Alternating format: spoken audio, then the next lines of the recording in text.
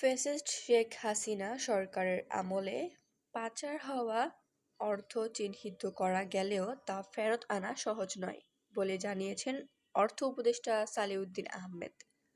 মঙ্গলবার দুপুরে সচিবালয়ে এ কথা বলেন তিনি। উপদেষ্টার মতে, দক্ষ লোকদের দিয়ে অর্থ পাচার করা হয়েছে, তাই ফেরত আনার বিষয়টি জটিল। অর্থ উপদেষ্টা বলেন, কত টাকা পাচার হয়েছে সুনির্দিষ্ট করা যায়নি।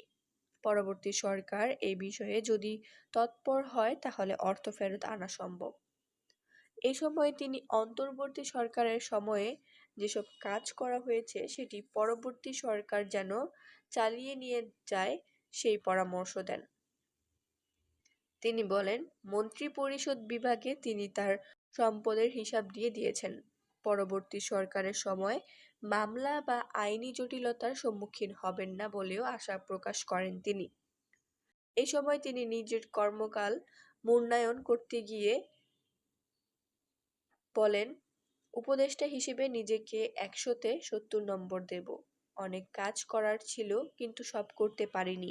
উপদেষ্টাদের সম্পদের বিবরণী ২-১ দিনের মধ্যে মন্ত্রিপরিষদ বিভাগ প্রকাশ করতে পারে জানিয়ে সালেউদ্দিন আহমেদ বলেন, অন্তর্বর্তী সরকারের গত ১৮ মাসে বাংলাদেশকে এমন একটি অবস্থানে নিয়ে আসা হয়েছে, যেখান থেকে দেশ আরও দ্রুত গতিতে এগিয়ে যাবে।